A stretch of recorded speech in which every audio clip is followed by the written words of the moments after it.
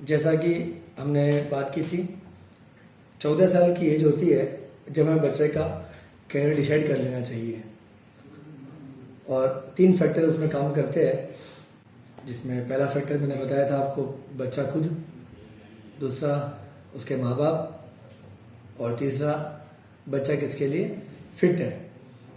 तो बच्चा कैसे डिसाइड करेगा कि उसके लिए क्या फिट है, वो एक बड़ी एक्सरसाइज है। इसके लिए कई तरह के साइकोमेट्रिक टेस्ट आजकल होते हैं, ऑनलाइन टेस्ट होते हैं, और सबसे बढ़िया है कि हम किसी एक को मेंटर डिसाइड कर लें। नाउ अब आप लोग को लगे कि मेंटर तो नया वर्ड आ गया, आज के पहले जब मेंटर नहीं थे तब क्या कैरियर डिसाइड नहीं होते थे क्या? मेंटर हमेशा रहे हैं, रामायण के ज़माने से रहे हैं, महाभारत के ज़माने से रहे हैं। उनका नाम अलग अलग हुआ करता था, उस समय हम उनको गुरु बोलते थे, आज हम उनको मेंटर बोलते हैं, मार्गदर्शक बोलते थे। हमारे घर में हमेशा मेंटर रहे हैं, कभी चाचा, कभी दादाजी, कभी ताऊजी, कभी कोई बुआ जी, कभी कोई मम्मी, कोई ना कोई मेंटर हमारे घर में हमेशा रहा है, जो बच्चे से बहुत ज़्यादा क्लोज होता है और दुनियादारी कुछ हमसे ज़्यादा जानता है, या फिर थोड़ा सा जमाने के साथ चल रहा होता है, या फिर एक सक्सेसफुल इंसान होता है, या फिर ऐसा इंसान होता है जो टीचिंग लाइन में हो या कुछ ट्रेनिंग लाइन में हो, जो सिखा रहा हो, तो वो आदमी मेंटरशिप अच्छे से कर सकता है। तो आपके घर में ही जरूरी नहीं है कि आप मेंटर के लिए मेंटर नाम का एक फैंसी वर्ड यूज करके और आप उसको बाजार में खोजें कि मेंटर कौन है, उसके आप पैसा पेमेंट करें, ऐसा कुछ जरूरी नहीं है। आपके घर में ही कोई ना कोई ऐसा इंसान मिल जाएगा आपके आस पड़ोस घर में जो मेंटर बन सकता है। तो बच्चे को आप एक्सरसाइज दीजिए कि वो उसके दिमाग में जितने भी बातें आती है, जितने भी कैरियर उसके दिमाग में आते हैं, उतने कैरियर वो एक जगह नोट डाउन कर ले। और उसके लिए उसको बच्चे को आप 7 दिन से लेके 15 दिन का टाइम दीजिए, और बच्चे को मैक्सिमम लिमिट दे दीजिए 25 कैरियर लिखने की। जब बच्चा 25 कैरियर लिख चुका होता है तो अब बच्चे को हर एक कैरियर के बारे में पढ़ने की या जानकारी लेने के लिए कहिए कि उस कैरियर को करने से फायदे क्या है, नुकसान क्या है। तो बच्चा, आजकल गूगल अवेलेबल है, गूगल पे देख देख के समझ जाएगा। और खुद बच्चे को बोलिए अब इस 5 में से अपनी 5 प्रायोरिटी डिसाइड कर ले कि ये 5 तेरे लिए सही कैरियर है। और वो भी उस काम के लिए फिर एक बार आप बच्चे को 15 दिन का टाइम दीजिए। ऐसे नहीं कि आपने रात को बच्चे को बिठा दिया और बोला 20 काट दे, तो बच्चा बेचारा समझेगा ही नहीं और काट देगा। इट्स काइंड ऑफ एक्सरसाइज, पूरे लाइफ का मामला है, एक कैरियर का मामला है। इसके लिए उसको अच्छे से टाइम दीजिए। अब बच्चा जो है वो धीरे धीरे एक एक उसको लगेगा कि मैं क्रिकेट प्लेयर बनूंगा, तो शायद उसके लिए फिजिकल फिटनेस की बहुत ज़्यादा जरूरत होगी, मैं शायद उसके लिए इतना फिट नहीं हूँ, और क्या पता मुझे फिटनेस में इतना मज़ा नहीं आ रहा है। फिट तो आदमी बन सकता है, मगर शायद फिटनेस में इंटरेस्ट नहीं है, तो एक बार इसको सेट कर दो। फिर बच्चे को मन लगेगा कि मैं डॉक्टर बनना चाहता हूँ, पर मुझे तो चीट फाट से गिरना आती है, तो मैं तो बायोलॉजी ले नहीं सकता, पढ़ नहीं सकता, तो शायद वो उसको हटा दे। ऐसे कर करके बच्चा अपने आप ही अपने 25 जो सपने थे, ये सपने थे, ये उसका एम नहीं था, ये 25 सपनों में से ट्रिम करते हुए बच्चा 5 तक पहुंच जाएगा। अब फादर और मदर मिलकर बच्चे के 25 देखे बिना अपने 5 कैरियर डिसाइड करें। फादर मदर इसमें ज्वाइंटली कर सकते हैं, 3 मदर 2 फादर कर सकते हैं, 3 फादर 2 मदर कर सकते हैं, लेकिन दोनों मिलकर 5 डिसाइड करें। 5 और 5 10 कैरियर आपके पास में अवेलेबल हो गए।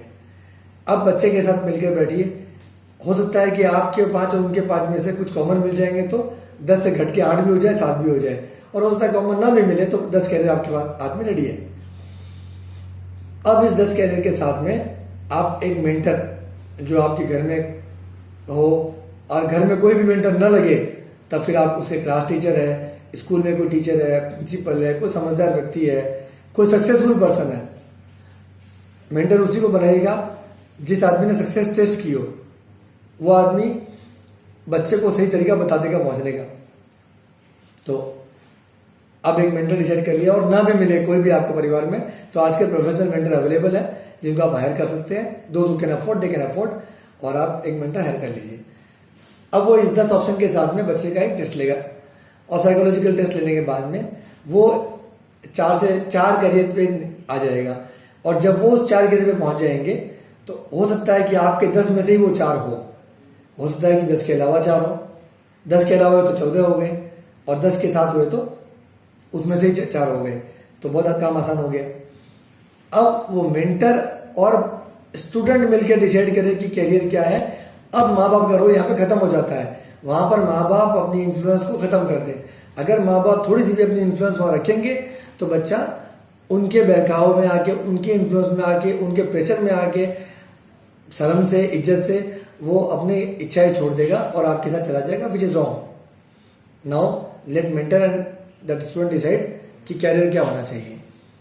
जब आप कैरियर डिसाइड कर लेते हैं तब आप डिसाइड करेंगे कम से कम 4 कैरियर, एंड वो प्रायोरिटी में रहेंगे।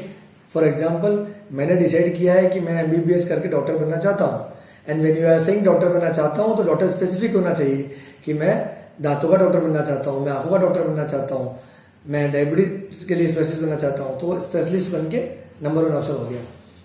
नंबर 2 ऑप्शन में, that is plan B, you can even continue with the same MBBS but दूसरा सब्जेक्ट। अगर मैं ऊपर में न्यूरोलॉजिस्ट लिख रहा हूँ तो मैं नीचे में शायद जनरल फिजिशियन लिख सकता हूँ, जो भी जो मुझे लगे सही। वो काम मेंटर और बच्चा मिलकर करेंगे। तीसरा ऑप्शन होना चाहिए कि अगर मैं MBBS ना कर पाया तो मुझे क्या करना चाहिए, क्योंकि मैं साइंस फील्ड में तो उतर चुका हूँ अब, तो अब इस फील्ड के अंदर ही मुझे ऑप्शन बी, ऑप्शन सी पे आना है। साइंस फील्ड में जाने के बाद में, नाउ मैं एग्जाम्पल बता रहा हूँ, इसको आप और एक्सप्लोर करेंगे तो और अच्छे ऑप्शन मिल जाएंगे। देन फार्मासिस्ट बन सकता हूँ, डॉक्टर ना बन पाया तो, या फिर मैं MBBS नहीं कर पाया तो मैं शायद BAMS करके आयुर्वेदिक डॉक्टर बन सकता हूँ, शायद मैं BHMS करके होम्योपैथिक डॉक्टर बन सकता हूँ। तो उसको आप प्लान सी में ले लीजिए।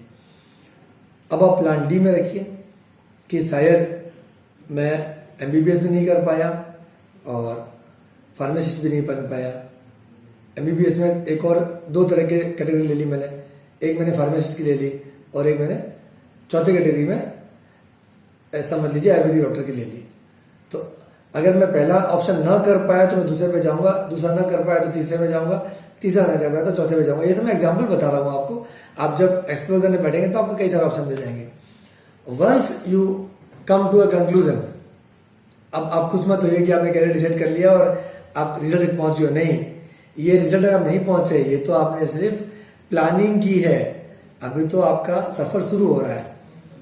अब आप डिसाइड करने के बाद में कि हमने डिसाइड कर लिया है कि बच्चे के लिए ABCD ये 4 ऑप्शन है, एंड उन 4 ऑप्शंस में 9th में डिसाइड हो चुका है।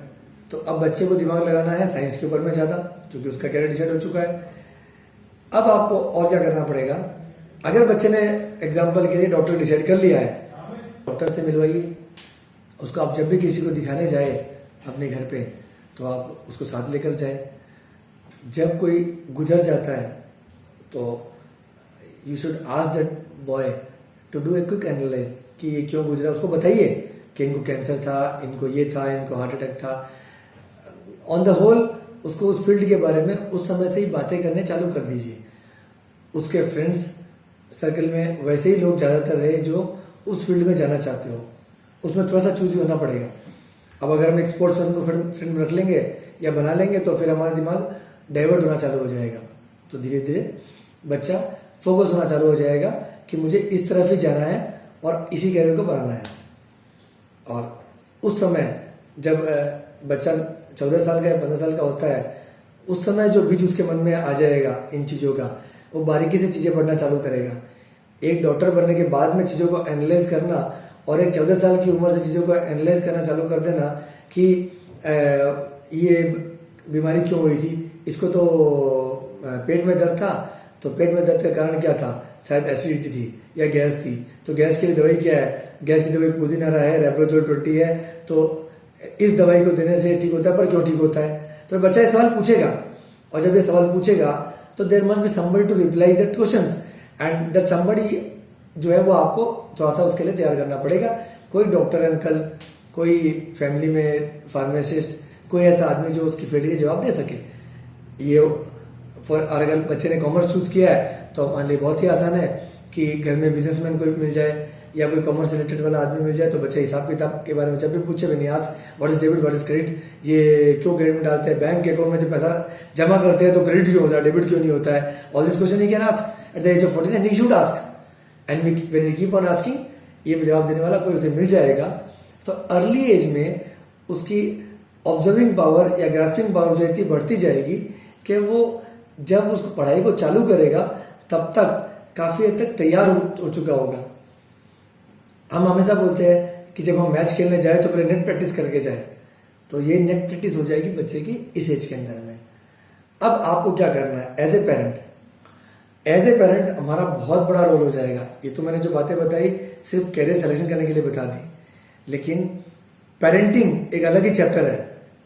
हम एक पेरेंट चाहे तो उसके बच्चे का फ्यूचर बहुत बढ़िया बन सकता है, और एक पेरेंट ना चाहते हुए भी ऐसी गलतियां कर देते हैं कि बच्चे का फ्यूचर पता नहीं कहां से कहां पहुंच जाता है, और फिर हम बाद में अपने मन को कोसते रहते हैं।